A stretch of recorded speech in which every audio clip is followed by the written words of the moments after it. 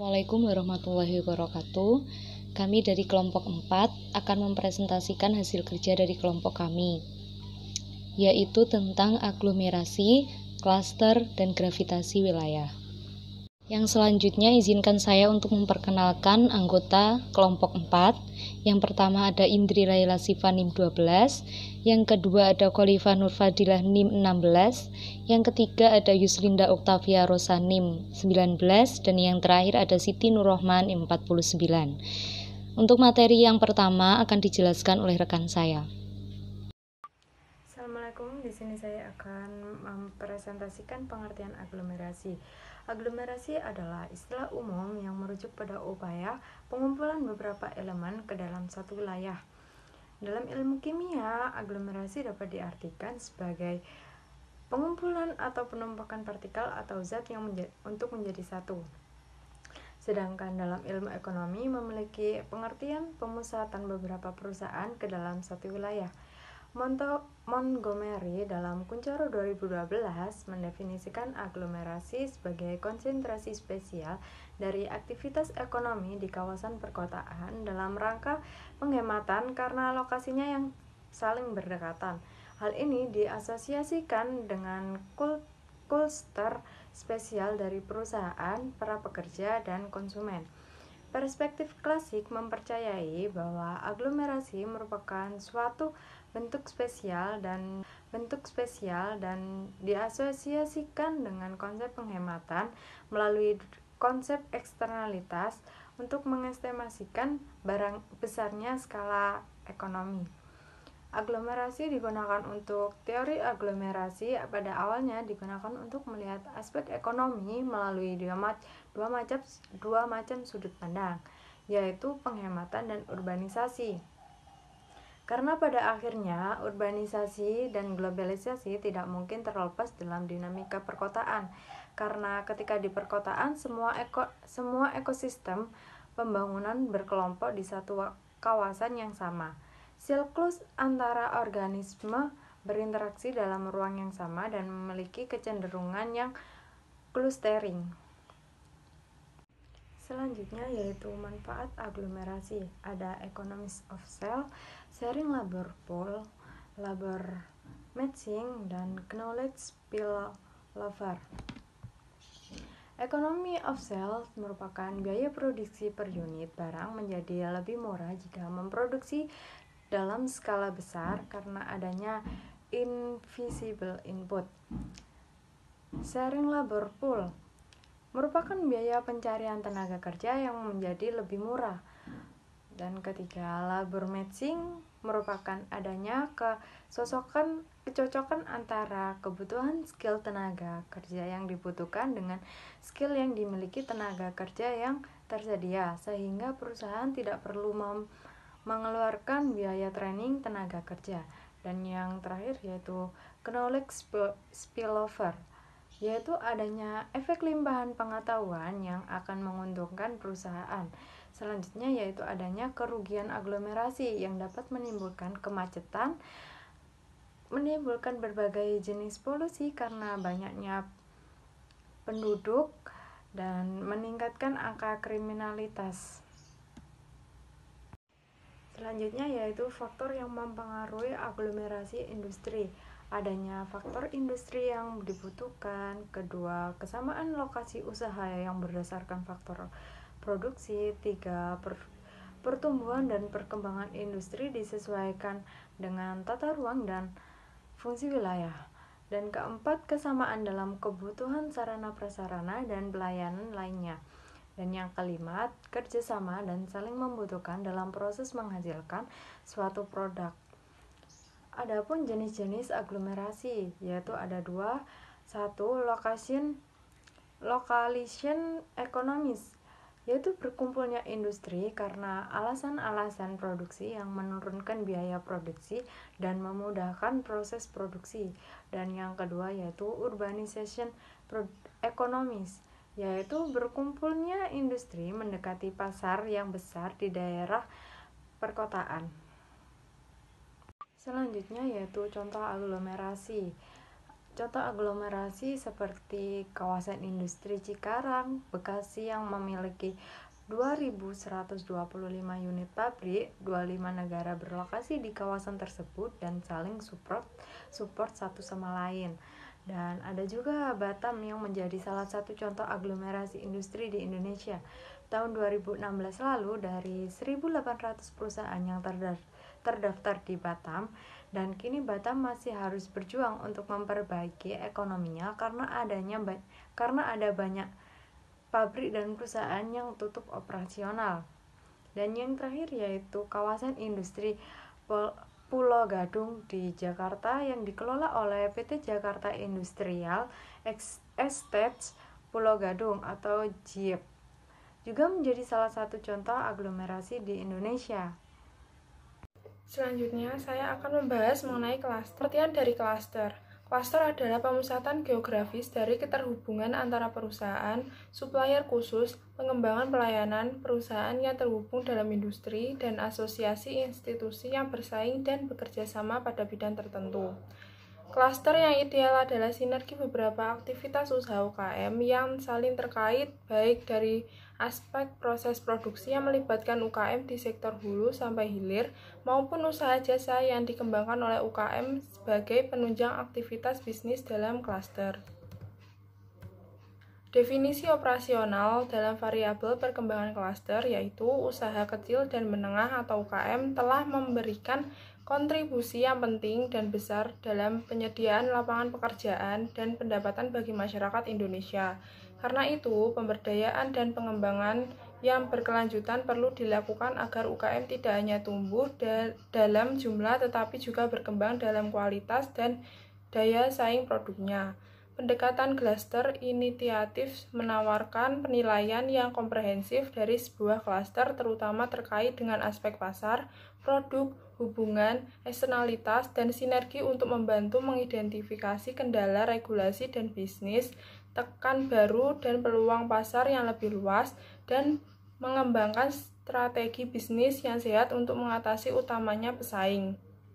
Inisiatif strategis bervariasi menurut negara dan kelompok, tetapi sering fokus pada peningkatan informasi pasar, pengembangan tenaga kerja, pasokan, perbaikan rantai, standar kualitas, branding, integrasi depan, dan perbaikan proses. Selain itu, kawasan klaster industri juga dikemukakan oleh Marshall dalam Industrial District. Marshall dalam Industrial District adalah ekonom pertama yang mengamati jenis-jenis industri tertentu yang berlokasi di beberapa daerah di Inggris, Jerman, dan negara-negara lain yang mengidentifikasikan suatu kawasan industri sebagai klaster produksi tertentu yang berdekatan. Ada beberapa faktor yang dikemukakan oleh Marshall dalam terjadinya proses klaster. Di antaranya adanya proses klaster membuat perusahaan yang ada dapat berspesialisasi lebih baik daripada bila perusahaan-perusahaan tersebut tidak ada klaster. Yang kedua, dapat memfasilitasi perusahaan untuk meningkatkan penelitian dan inovasi dalam sebuah industri. Dan yang ketiga, proses klaster perusahaan-perusahaan sejenis akan mengurangi risiko bagi pihak pekerja maupun pihak pemberi pekerjaan. Selanjutnya yaitu manfaat klaster industri. Ada 6 manfaat dari klaster industri. Yang pertama, meningkatkan keahlian pelaku melalui proses pembelajaran bersama antar perusahaan potensial yang ada dalam klaster. Yang kedua, perusahaan-perusahaan yang ada dalam klaster secara bersama-sama akan mendapatkan keahlian komplement yang tidak akan didapatkan bila perusahaan-perusahaan tersebut bertindak sendiri. Dan yang ketiga, setiap perusahaan yang ada di dalam klaster memperoleh potensi economic of scale dengan adanya spesialisasi produksi serta dengan adanya pasar bersama atau melalui pembelian bahan mentah bersama sehingga bisa mendapatkan diskon besar. Yang keempat, memperkuat hubungan sosial dan hubungan informal lainnya yang dapat menumbuhkan penciptaan ide dan bisnis baru. Dan yang kelima, memperbaiki arus informasi dalam klaster, misalnya kemungkinan penyedia finansial dalam menentukan pengusaha yang layak pinjam dan bagi pelaku bisnis untuk mencari penyedia jasa yang baik. Dan yang terakhir, membangun infrastruktur potensial, legal, finansial, dan jasa spesialis lainnya. Ada pula ciri-ciri klaster. Lyon dan Atherton dalam Islami 2014 berpendapat bahwa terdapat 3 hal mendasar dicirikan oleh klaster industri terlepas dari perbedaan struktur, ukuran, maupun sektornya, yaitu yang pertama ada komunalitas atau keserupaan atau kebersamaan. Kesatuan atau commonality, yaitu bahwa bisnis-bisnis beroperasi dalam bidang-bidang serupa atau terkait satu dengan lainnya dengan fokus pasar bersama atau satu tentang aktivitas bersama. Yang kedua, konsentrasi, yaitu bahwa terdapat pengelompokan bisnis-bisnis yang dapat dan benar-benar melakukan interaksi. Dan yang ketiga, yaitu ada konektivitas, yaitu bahwa terdapat organisasi yang saling terkait atau bergantung atau interdependent organization dengan beragam jenis hubungan yang berbeda. Di sini ada faktor-faktor pembentuk klaster yang secara umum, yaitu jaringan dan kemitraan, dasar keahlian yang kuat, inovasi dan kapasitas riset dan pengembangan, kehadiran perusahaan besar, infrastruktur fisik, dan jiwa kewirausahaan. Selanjutnya, pelaku klaster industri.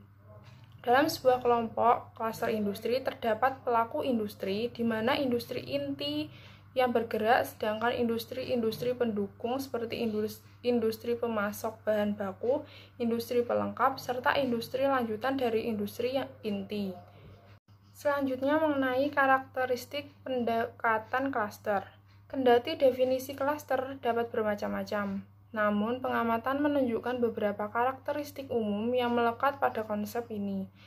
Dari sisi output, setidaknya ada 3 dimensi yang dapat diperhatikan, yaitu yang pertama, competitiveness, tercermin dalam konteks dinamis dan global, misalnya berhubungan erat dengan inovasi dan adopsi praktik terbaik. Yang kedua, economic specialization, dalam batas tertentu dari aktivitas-aktivitas yang berhubungan atau klaster otomotif, klaster budaya, dan lain-lain. Yang ketiga yaitu spatial identity, yang relevan dengan agen dan organisasi di dalam klaster maupun yang di luar klaster, misalnya Asosiasi Peternak Susu Lembang. Selanjutnya, presentasi akan dilanjutkan oleh rekan saya. Selanjutnya di sini saya akan menjelaskan tentang strategi siklus perkembangan pada klaster industri. Yang pertama ada klaster embrio, klaster tubuh, klaster dewasa, dan klaster menurun. Sebelumnya pelaku klaster industri itu kan terdiri dari perusahaan yang bergerak dalam industri inti dan perusahaan yang tergolong dalam industri pembantu seperti industri pemasok bahan baku. Apa yang dimaksud dengan klaster embrio? Klaster embrio itu merupakan klaster pada tahap awal perkembangan. Kemudian klaster tumbuh itu klaster yang cenderung mempunyai ruang untuk berkembang lebih lanjut.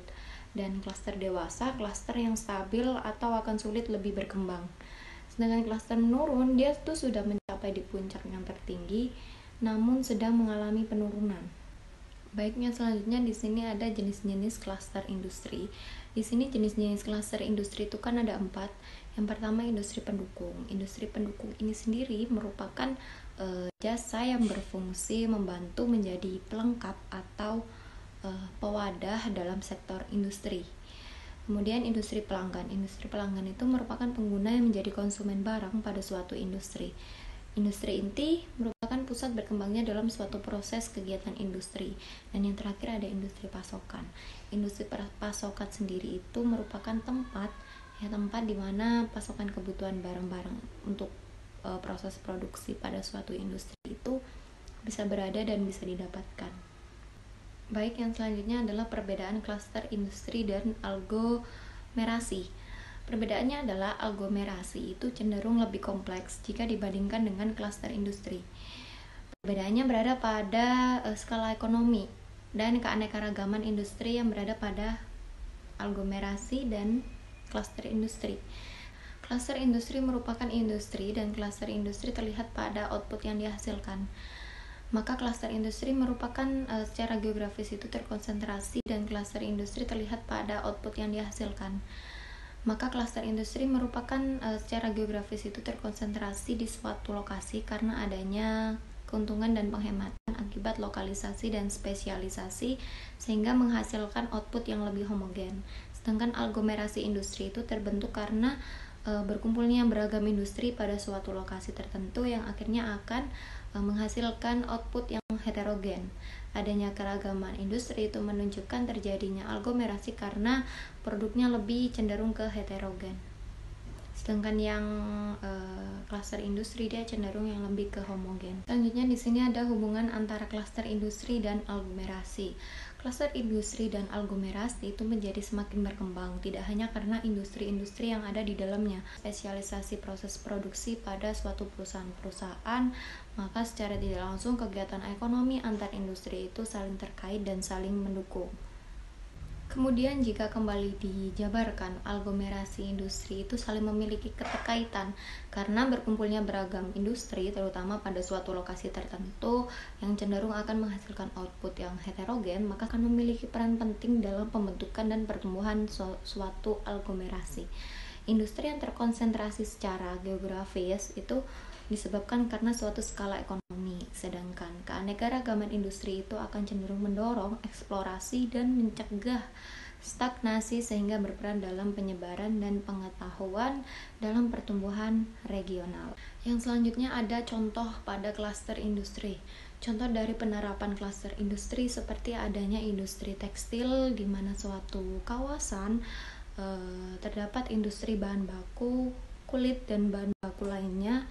Maka contoh lain pun juga akan ada, seperti tidak hanya industri pada bahan baku yang telah disampaikan tadi, tetapi juga akan ada industri bahan baku yang lainnya seperti tempat pemasaran dan lain-lain. Dan hubungannya dengan industri tersebut otomatis saling berkaitan ya, seperti yang dijelaskan pada slide sebelumnya. Selain itu juga pengembangan industri yang ada di Indonesia, contohnya itu industri jambu mente itu ya, itu bisa menjadi salah satu contoh klaster industri yang sedang beroperasi di Indonesia saat ini. Baik, di sini saya akan melanjutkan menjelaskan tentang gravitasi wilayah. Penjelasan pertama yaitu tentang pengertian dari gravitasi wilayah. Interaksi antar wilayah merupakan suatu mekanisme yang menggambarkan dinamika yang terjadi di suatu wilayah tertentu. Dinamika ini terjadi karena aktivitas sumber daya manusia di dalam suatu wilayah tersebut. Nah, salah satu metode yang banyak digunakan untuk menduga besarnya interaksi antar wilayah ini disebut model gravitasi. Model gravitasi dapat diestimasikan sebagai ukuran arus di antara dua region dengan mengalihkan kedua massa dari region tersebut yang bersangkutan, yang kemudian dibagi oleh kelipatan jarak di antara dua region tersebut. Persamaan dalam model gravitasi ini biasa digunakan untuk menganalisis dan menduga pola interaksi spasial. Sedangkan dalam perencanaan wilayah, model gravitasi yang pertama kali digunakan oleh W.J. Hansen. Model ini berkaitan dengan prediksi lokasi dari pemukiman penduduk berdasarkan daya tarik masing-masing lokasi. Menurut Tarigan, besarnya interaksi antara kedua wilayah tersebut ditentukan oleh dua faktor. Yang pertama yaitu faktor jarak antara kota dan wilayah, sedangkan yang kedua adalah banyaknya wilayah tersebut. Di sini jarak mempengaruhi keinginan orang untuk bepergian karena untuk menempuh jarak tersebut diperlukan waktu, tenaga, dan biaya. Makin jauh jarak yang memisahkan kedua lokasi, makin rendah pula keinginan orang untuk bepergian. Selain itu, jumlah penduduk, banyaknya lapangan kerja, total pendapatan, jumlah atau luas bangunan, dan banyaknya fasilitas kepentingan umum sebagai alat ukur yang dapat menentukan besaran interaksi antar wilayah yang terjadi. Untuk yang selanjutnya yaitu kegunaan dari model gravitasi. Menurut Tarigan, model gravitasi yang bisa digunakan untuk menganalisa daya tarik suatu lokasi tertentu juga dapat digunakan untuk memperkirakan besarnya arus lalu lintas pada jalan tertentu. Juga dapat digunakan untuk menaksir banyaknya perjalanan antara dua tempat yang didasarkan pada daya tarik masing-masing tempat tersebut. Juga dapat digunakan untuk menaksir banyaknya pemukim untuk lokasi tertentu yang didasarkan pada daya tarik masing-masing pemukiman. Serta juga dapat digunakan untuk mencari tahu banyaknya pelanggan untuk suatu kompleks pasar yang didasarkan pada daya tarik masing-masing pasar tersebut. Serta juga dapat digunakan untuk mencari banyak murid sekolah untuk masing-masing lokasi yang didasarkan pada daya tarik masing-masing sekolah di setiap jenjang. Permodelan yang dapat digunakan dalam melakukan analisa terhadap pola interaksi atau keterkaitan antar daerah atau antar bagian wilayah dengan wilayah lainnya adalah model gravitasi. Penerapan dari model gravitasi ini dalam bidang analisis perencanaan kota adalah dengan anggapan dasar bahwa faktor aglomerasi penduduk, pemusatan kegiatan, atau sumber daya alam yang dimiliki mempunyai daya tarik dapat dianalogikan sebagai daya tarik menarik antara dua kutub magnet. Next, kita akan membahas tentang kelemahan dari model gravitasi. Model gravitasi ini memiliki kelemahan. Kelemahannya yaitu pada penerapan model ini dalam analisis wilayah, terutama terletak pada variabel yang digunakan sebagai alat ukur, di mana dalam fisika variabel yang digunakan yaitu molekul suatu zat mempunyai sifat yang homogen. Namun tidak demikian halnya dengan unsur pembentuk kota, misalnya penduduk. Namun demikian, hal ini telah dikembangkan yaitu dengan tidak hanya memasukkan variabel massa saja, tetapi juga gejala sosial sebagai faktor pembobot. Untuk rumus dari model gravitasi yaitu TIJ sama dengan K PI dikali PJ dibagi DIJ pangkat 2. Yang diartikan di sini TIJ sebagai kekuatan gravitasional antara kecamatan pusat SSWP dengan hinterlandnya. Untuk PI diartikan sebagai jumlah penduduk kecamatan pusat. Untuk SSWP PJ diartikan sebagai jumlah penduduk kecamatan hinterland. Untuk DIJ yaitu jarak antara kecamatan pusat SSWP dengan kecamatan hinterland, sedangkan K yaitu suatu konstanta. Yang terakhir kita akan membahas tentang model gravitasi Hansen. Model ini dikembangkan oleh W.J. Hansen 1959 yang dirancang untuk meramalkan pertumbuhan populasi lokasi. Dengan demikian, model ini merupakan model lokasi. Model ini didasarkan pada suatu asumsi bahwa aksesibilitas kesempatan kerja merupakan faktor utama yang menentukan pertumbuhan populasi lokasi. Hansen juga menyatakan bahwa hubungan antara populasi, lokasi, dan kesempatan kerja dapat dinyatakan dalam bentuk aksesibilitas atau indeks aksesibilitas yang mendefinisikan untuk setiap zona mempunyai aksesibilitas kesempatan kerja. Untuk rumus dari indeks aksesibilitas yaitu AIJ sama dengan EJ dibagi DIJ B.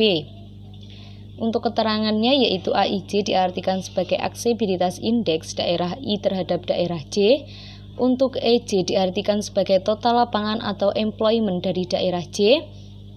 Untuk DIJ yaitu jarak antara daerah I dan daerah J.